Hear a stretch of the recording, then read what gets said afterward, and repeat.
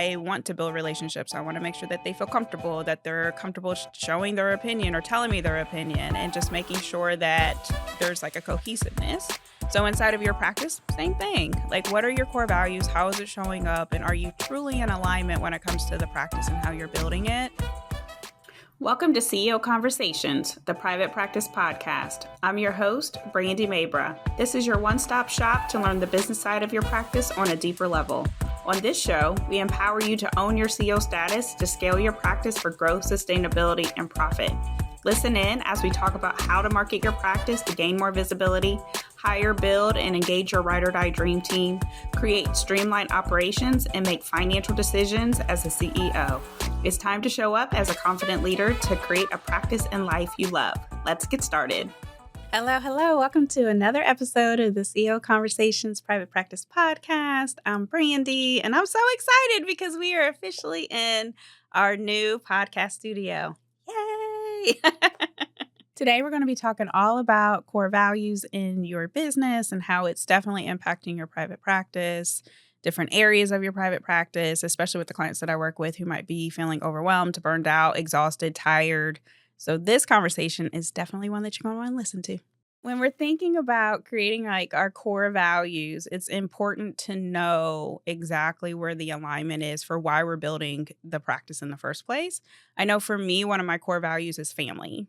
Another core value is time. And so when I am out of alignment where I don't feel like I'm owning my time, I don't feel like I'm able to be in a place to be with my family, then that's where I get resentful. That's where I get upset. That's where I feel like I hate it here. All of the emotions that can definitely come up. So it's important for you to understand, like, what are your values? Like, and when we really talk about like freedom, like, what does that mean to you? And so is it freedom of time? Is it freedom of financial? Is it freedom of just being able to call the shots? And so as entrepreneurs, it's so important for us to recognize, why are we doing what we're doing? Where do our values, definitely play into what we're building? So that way we're not creating like a hostage situation, and just making sure that we're setting ourselves up for success. And so at the end of the day, for me, my story is like, I was burned out for years and years and years. And when it came down to it, it was, oh, I don't feel like I'm owning my time. Oh, I'm missing like important opportunities with my family. Oh, I'm not able to take a vacation. And so that came back to, what do I need to do inside the practice to help serve my values, to make sure that I'm setting myself up for success? And so even with the business that I have today, I travel, I make sure that I'm in alignment with how I'm spending my time, where I'm spending my time, where I'm showing up, because those are my values. So my question for you is, how is that showing up in your business now? What does that look like? Are you aware of what your values are? And is the mission and vision in alignment with what your values are? And is also the business that you're building, does it make sense? Does it make you happy? Do you feel like you're in that alignment? Because if not, then maybe you need to take another look. I love the finer things in life. I'm a little bougie, I'll be honest.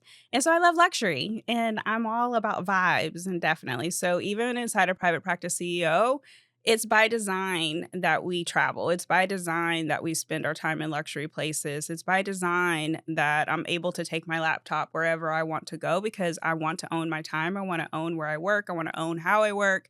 And that's important to me. I want to be able to spend time with my family. So for example, this past week, I was able to spend time with my son because he had some things he needed to do for college. And I was able to go with him and be able to still allow for him to do what he needed to do, but also allow for me to do what I needed to do. And that's what truly, when I'm thinking about what my core values are, how I'm building my business to make sure I'm setting myself up for success. And then along the way, I'm hiring. It's no big secret. I've talked about this on the past couple of podcasts, where I'm adding to my team, right? And so continuously adding to my team. Why? Because I'm not going to be in a place where I have to do all the things, wear all the hats. Same thing for your practice as well. You don't want to be in a place where you're wearing all the hats, doing all the things. That's a short stop. So as you're hiring, as you're building your team, again, it goes back to that freedom. What does that mean to you? And what team members do you need to put in place in order for you to get out, for you to take time, for you to take CEO breaks, in order for you to get back to what those values are?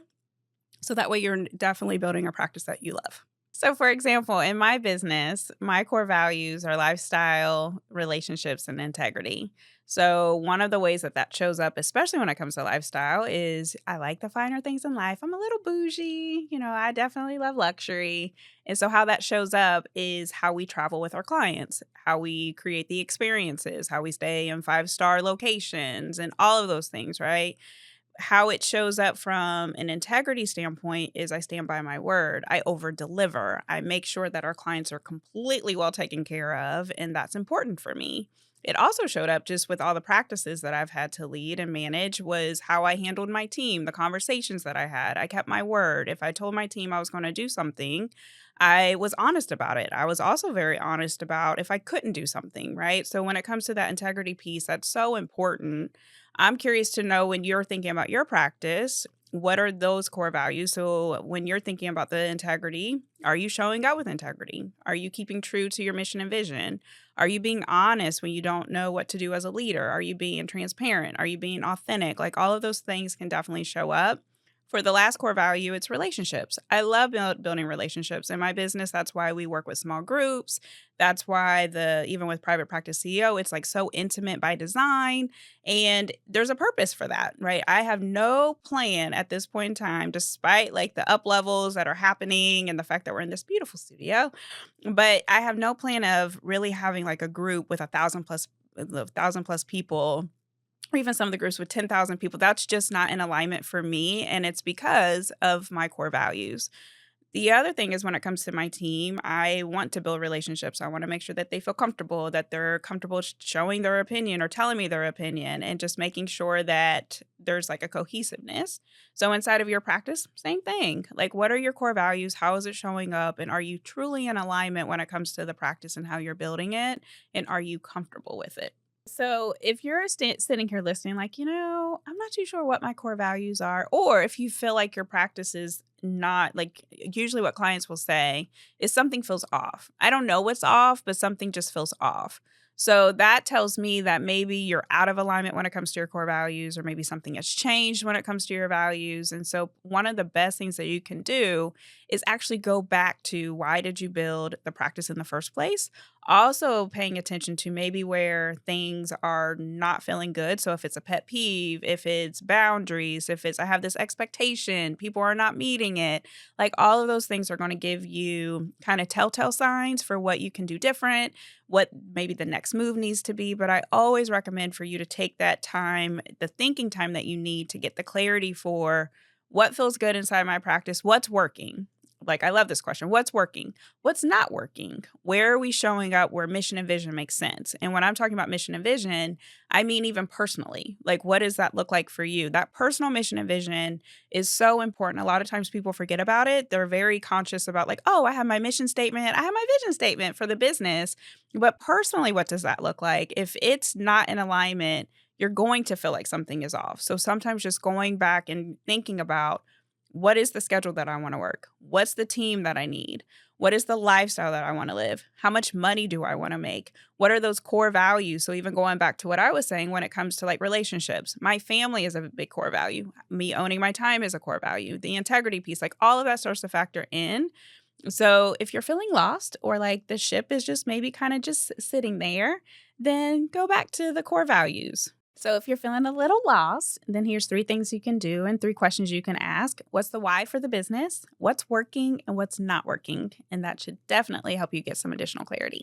One of the things is when you are trying to figure out how to tie your private practice core values into your business operations or maybe marketing or leadership, then to think about, for example, like fun. So, and there was a podcast that we recorded actually with Just Creatives, and we were talking about website. And a lot of times when it comes to websites, they can be kind of bland, they can be kind of boring. And a lot of times it's because the values is out of alignment.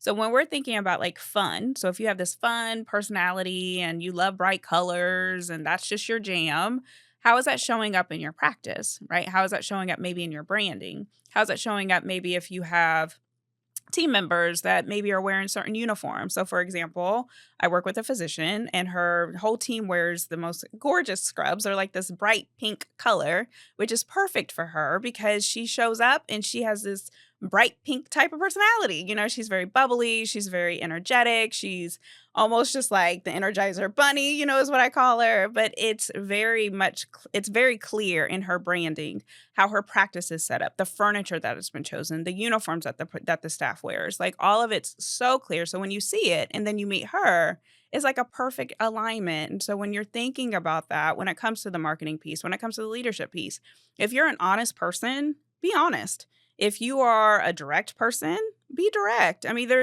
like you can always make sure that you are speaking to your team from a place of I understand how they need to be communicated with.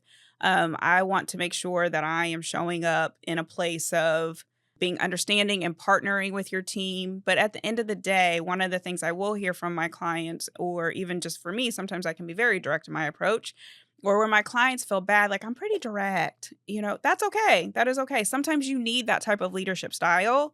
So when we're thinking about like the core values, what's your personality? How do you like to show up? When you think about yourself from a marketing perspective, that's branding. When you're thinking about yourself from operations, if you lack structure and you're just kind of like all over the place when we're thinking about processes, workflows, systems, all those things, then hire a great operations person, hire a great VA, hire a great executive director, hire a great practice manager, hire a great receptionist, like all of those people that can help you put more structure in place. But it doesn't necessarily mean that you have to change who you are. It just means that you need to recognize, like, okay, these are my strengths. This is where I show up. This is what makes me great. And then these are my weaknesses where I probably could use some work. And so this is where practice, actually building a practice, can be fun. This is where hiring, how that can be fun because you can literally set yourself up for success if you know the core values for who you are, how you need to show up, the ways that you show up, the goodness, all the flaws, all the things, like it makes you truly, truly, truly unique. And so when you start to actually step out and just be more flexible with it, then that's where the magic happens. One of the biggest questions I get, and what I even see because I work with more advanced owners, is where they've been able to build this practice, right? It's a company and it's a separate entity from the actual owner, which that should always be the goal. So if you are in process of building a practice and you start to hire and you have multiple providers and team members and someone other than you is answering the phone, then that's a company, right? So it will have its own personality, its own living and breathing, personality, how it shows up, what the practice is doing, what the practice is not doing. And so that can stand on its own. So when we're thinking about core values, you should have for the practice core values. Like, what are the beliefs? What is the mission statement? What is the vision statement? But even as I said earlier, when it comes to your personal statement, that is very much in alignment with like personal brand. So one of the questions that I get asked is, okay, I have this company that is doing well. Now I want to step into maybe speaking, maybe writing a book, maybe speaking on a stage, actually stepping into something that feels more personal and alignment. Even some folks will set up like a whole separate company, right? And so when we're thinking about that, you can have both where the practice can have the essence of you. So even going back to talking about my client with the bright pink scrubs, then essentially that's her essence. That will always be her essence. The mission and vision, because you're the one who founded the practice, you're the one who started the practice, your essence will be wrapped into that completely, right? There's going to be versions of you that will show up because of the purpose, mission, vision, all of it. Personally, when you're thinking about the personal branding, how do you want to help? What's the impact that you want to make? Who are the people that you want to serve? What does that look like? How does that look like? What does your social media look like? One of the things I do recommend is if you have a practice social media compared to like a personal social media, those are important things when you're talking about like business, even bank account structure. If you're really wanting to go with like speaking books, speaking on stages, that could be a completely separate LLC and a completely separate business structure too, bank account, like all of those things. But when it comes down to core values, it's actually a lot of times it's very similar because you're one person, like how you're going to show up. So for example, for my business, as my business continues to grow, there will always be like luxury that's going to be like dripped in. For personal brand, absolutely same thing. Me personally, that's just who I am. So you're one person, one type of, you're not going to be like, oh, I'm in the business, just kind of shed all these things about you, shed your core values. They don't go away, they follow you. So when it comes to the personal branding side, it's going to be the exact same thing. With some of the clients that I see It's more or less of pink scrubs, pink logo, like that's kind of what I think when I think about like the personal brand is your fun personality is going to follow you into your brand. So your brand will probably be fun. How you show up will probably be fun. If you are more direct in how you approach things, that's going to follow you into personal brand. So probably how you show up and some of the statements that you say or the things maybe you post or the speaks that or the talks that you might give will be in direct in nature. So everything will be that. If your favorite color is green and that's in your logo for the practice, guess what? You'll probably have green that's dripped in as you're showing up, whether if it's with the outfit that you're wearing or colors that you might be picking out. So it's one and the same is what I truly, truly feel. And so I think when people think about healthcare, they have to be the boring part of it. Like corporate, here's my representative compared to personal brand can be more of your personality. And actually, I think it's really powerful when you're able to do both. So we as people, we will change. As business owners, we will change. I remember when I first started my business, it was career coaching. A lot of people don't know about this, so here's a little telltale sign or a little something about me, a little hidden gem. It was career coaching because I used to get asked all the time, Brandy, how are you able to end up in the C-suite? Brandy, how are you a Black woman, making, multiple six figures? Brandy, how are you able to just move up the ranks and be at some of the tables that I've been part of, some of the opportunities that I've been given? So I thought naturally, let me go into career coaching. Let me tell people like, oh, this is how you can end up in the C-suite too. This is how you can build practices. This is how you can end up in a really great leadership career. I was in that for about 0.25 hot seconds because at the end of the day, it was not in alignment. So when we're going back to core values, when we're going back to what truly, truly like purpose-driven work, I didn't want to tell anybody how to interview. I didn't want to tell anybody how to write a resume. What I'm really passionate about is business. And so there was some insecurity that happened, where I felt like, well, maybe I shouldn't talk about business because I have a lot of business experience. I probably have more business experience. At the time, I had more business experience than even my business coach. And it felt like I couldn't do this work because I didn't have tens of thousands of followers. I didn't have like all this stuff, but it didn't negate my experience and didn't negate my expertise. And so I decided to jump into business coaching. So fast forward, to today, me sitting here talking to you, I've evolved over time. And so it's a journey. You're never going to be the same. I hope you don't want to be the same. I hope you don't want to be the same person today as you are next year. Like you should want to grow. As a business owner, you're going to grow. The practice will change. You will change. You might build it and hate it and want to burn it down. And that's okay, right? So we're all living and breathing people. And God has made us in a place to want to change, to want to evolve, to not be complacent, to want to step into his purpose. He will mold us in order to help us step into our purpose. So at the end of the day, it's fine. Sometimes your core values change. If you were a single and now you have a family, guess what? Now you're going to be more about like hanging out with the family compared to maybe going out to the club. And all of those things are fine. It's completely normal. It's completely normal. So value what you value today, but also be very, very in tuned when those values might change, whether if it's situation or just you evolving as a person, but give yourself the grace, give yourself the permission to step into what you're being called to do. So yes, I hope that this episode was helpful. Thank you so much for listening. If you were in a place where you're struggling and you know that you need some help with either the direction that the practice is going, or maybe you've gotten to a stage of business growth where you're like, you know what? I don't know what to do next. I have no idea what to do next. Then Private Practice CEO is definitely for you. Inside of Private Practice CEO, one of the main things that we do make sure is that what you're building is purpose-driven. It's in alignment with what your mission and vision is. It's in alignment with what that personal vision is. And we want to make sure that you're building something that is sustainable and profitable, but something that you will love and that you'll be proud of. Sometimes what happens inside of Private Practice CEOs, our clients start to recognize I'm building something that maybe doesn't make sense, or I'm creating something that I'm not necessarily proud of. And so we walk through what does that look like in order for it to definitely be in alignment with purpose, mission, vision. And so if you are interested in that, then make sure you check it out in the show notes. Thank you so much for listening, and I'll see you guys next week. thanks for listening today. I hope you enjoyed the episode and it empowers you as the CEO of your practice. If you enjoyed the podcast, please make sure you subscribe, share the message, and leave a review. If you want more information and support in growing and scaling your practice, click the link in the show notes to take advantage of our free resources or apply to work with me directly. Thanks again, and I'll see you next time.